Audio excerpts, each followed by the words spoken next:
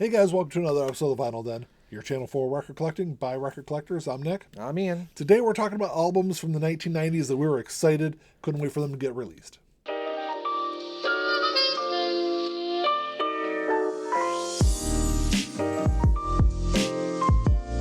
There's a bunch of links down below. Make sure you go check them out. There's links for the Vinyl Den Facebook group, for the merch page, for the Spotify and Apple Music playlist that we put together a week, and the Patreon page. So make sure you go check all that out. Of course, if you enjoyed the episode, make sure you see all thumbs up. Hit that subscribe button down below. Make sure you hit that notification bell so you're notified every time we release new episodes. So this is actually a conversation we had on the Vinyl Den Facebook group. I don't know, it was probably a month. Some time ago. It was about a month or so back that we had this. I posted the comment on there. What I said was, what album were you most excited to see get released in the 1990s? For me, I think the big thing that sticks out to me is Use Your Illusion 1 and 2. Came out in 1991. I was, I think, 12 when that album came out. So I was really excited for it. And that was like, I remember begging my parents to take me to the mall. So because back then, we didn't go to record stores back then. It was all the... Well, the record store in the mall was like the, yes. The main reason any of us wanted to go to the mall in the first place. Yeah, exactly. So I remember begging my parents to take me to the mall. I went and picked up both 1 and 2 on cassette. And I guess like looking back throughout the 90s, there were other albums. I was really excited to grab Melancholy and Infinite Sadness. It was in 95 when that came out. I know this didn't happen in the 90s, actually early 2000s. But I remember my wife. She wasn't my wife at the time; she was just my girlfriend. But you probably don't remember this, but we were all living together in the apartment.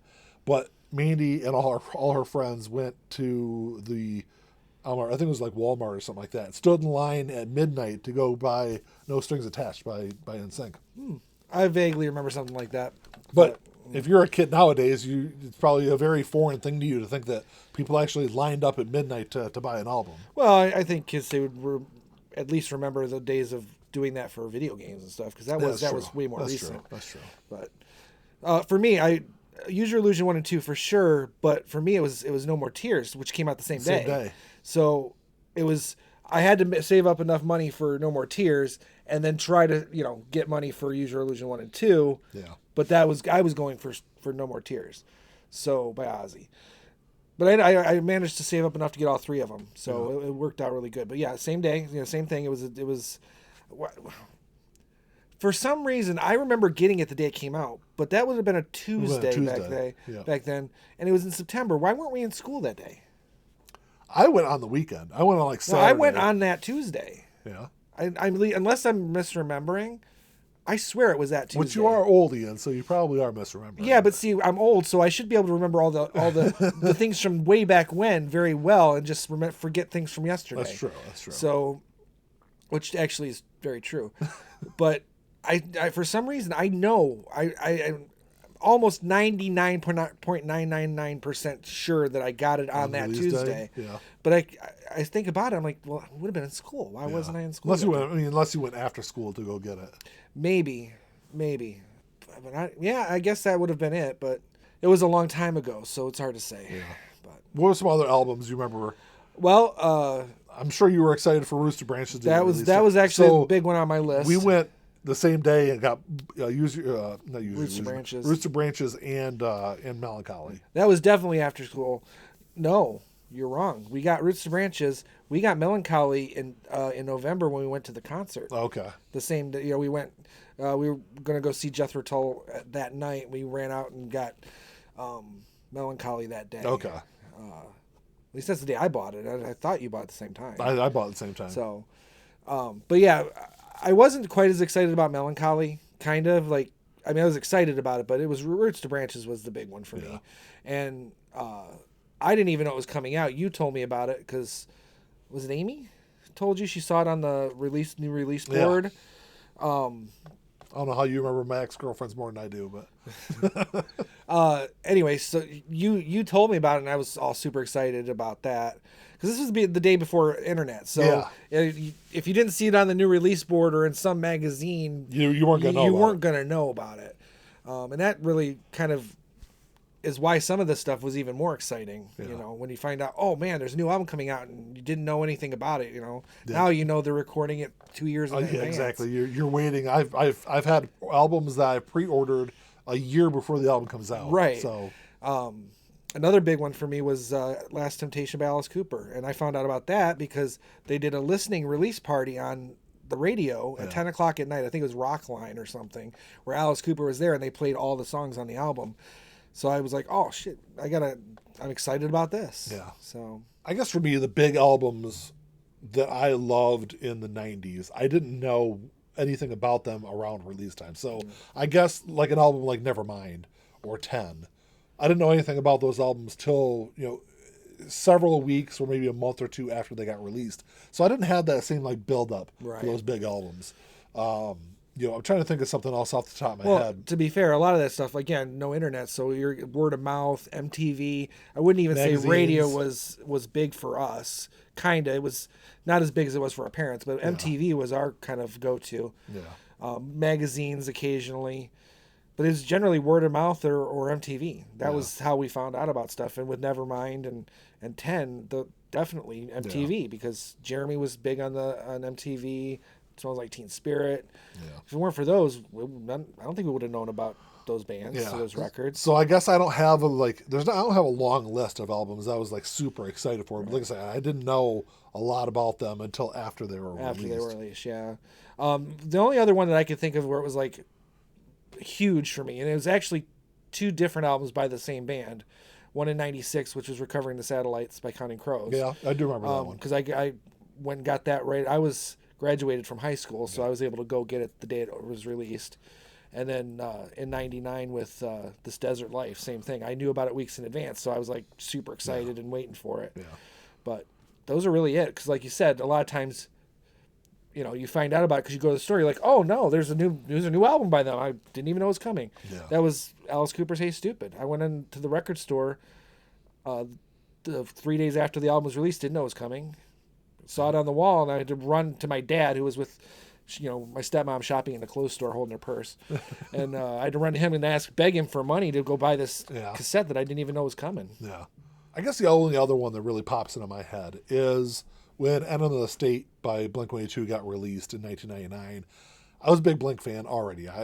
Dude Ranch is one of my favorite albums. I listened to it pretty much nonstop for several months in like the last half of 98. So the lead up into Enema being released in 99, of course I knew all about it. I was really excited for that one. I didn't get it on a release day. I was actually working that day. I don't know why I didn't go after work, but I ended up going a couple of days after to go grab it. And it's a great album. It's one of my favorite albums of all time. But I guess that's the other one that really kind of stands out to me. Right. So I figured I'd scroll down through that list from the Facebook group and kind of talk about some of the albums that some other people were really excited for. One guy said Vitalogy. He was a big Pearl Jam fan. I really loved the first two Pearl Jam albums. I heard a couple. I think I think there's two singles off of Vitalogy that I listened to before I bought the album. I wasn't a big fan of those two tracks, so I wasn't as excited for that album when it came out. Someone else said the Black Album. Kind of the same thing. I guess I really, even though I enjoyed Ride the Lightning, I enjoyed Master of Puppets and Justice for All in the later part of the 80s. I didn't really get into Metallica until after the Black Album came out. So there wasn't a lot of anticipation there for me. A little bit for me, but not. I didn't know it was coming, so I didn't know about it till again MTV. Enter Sandman was all over MTV. Yeah. Unforgiven was on MTV. And I was like, oh, Metallica's got a new album out, and these are good songs. So, go out and buy it. I think I bought that the same time I bought Nevermind, actually. Yeah. Now that I think about it. Someone else said that they were a Green Day fan, so Nimrod was a big album for them. And I guess that's one I forgot about, because I remember the week that Nimrod came out, we were down on University of Michigan's campus. We were at the Borders down there. Okay. And in Borders at that time, they had this big like listening station for all the new releases that week. And I remember I stood there and literally listened to the entire Nimrod album. And I bought it that day, and I was really blown away by it. So I guess it wasn't a lot of anticipation leading up to that release, but definitely on that week when it got released, I was really, really excited for it. Yeah, I mean, you could almost an album that you were super excited to get, or an album that you were super excited to find out was out. Like, didn't know anything about it, then it comes out, you're like, oh wow. One that I completely missed on, I didn't know anything about this album. I mean, I knew of this album, I just didn't listen to it for a long time. Someone else said The Division Bell by Pink Floyd. Oh, There was a lot of lead up to that album. I actually remember. was, yeah. I remember the release of Pulse more than I do the release of Division No, I Bell. remember Division Bell because high school, I mean, reminiscing a little bit, my English class, every Friday we had the teacher would bring in newspapers. We had to read newspapers. And I obviously went to the entertainment section because I was, a teenager and didn't care about any of the other stuff, and I didn't like sports. Yeah. So there was a big write-up about the Division Bell coming out, and I'd ripped it out of the newspaper and kept it to remind me that the album's coming out. But I still didn't buy that for A while. months after it came out, for sure. So. Someone else said Nirvana, so Nevermind, which for me it took me a while, at least a good month or so to discover Nevermind. Yeah. But he said that there's a bunch of lead up, a bunch of excitement in the media, kind of leading up to the release of that album, which I guess it depends on how when they release, say, Smells Like Teen Spirit, because I think that was most of our introduction to. Yeah. But I guess if there was, kids who were a little older than us at the time, who maybe had a little bit more experience with some of that early grunge that was coming out that we didn't get because we were younger and dumb kids basically. Yeah. So they may have been more in tune with that kind of stuff than we were. Yeah. There was also a lot of hype and anticipation. Someone else brought up Load and Reload, which I think there was a lot of excitement for Load, not so much for Reload, because I think everyone was kind of over the whole change in Metallica's persona. They cut their hair. Yeah, I mean, that's I didn't want to say that, but they cut their magical hair. But but there was a lot of anticipation for Load. I remember like every music magazine I picked up at the time had big articles about Load before it came out. I don't think I bought it right away though. I think it took me a little while to get into Load. I mean, I think Load is a good album. I know a lot of people out there hate that album. I don't like Reload as much. I think I like Load and Reload. I think Load is definitely a better album than Reload. Reload I've always looked at as like the B-sides that that didn't make the cut for Load. Yes, yeah. But I do remember there being a lot of anticipation for that release. Yeah, and I think because it was a bit slight departure musically, and they cut their hair. And it wasn't the Black Album. I think that hurt them. I think it was one of those situations where they had such a big hit that they couldn't even quite make it up to there. Even though it's a good album, if they minus the country song, right? If they had not released, say, Black Album hadn't happened, Load would have been a huge album, I think. Yeah. But I guess the last one I'll bring up is "What's the Story, Morning Glory" by Oasis. Britpop was huge in the middle to latest part of the 90s. There was a big uprise in bands like them and Blur and some of those other Britpop bands. Yeah. There was a lot of hype behind "What's the Story, Morning Glory." That's another album that I bought pretty close to release date. It's probably maybe a week or two. I remember I was on vacation with my parents, I think, when I bought that. I listened to the entire thing like all the way home from vacation.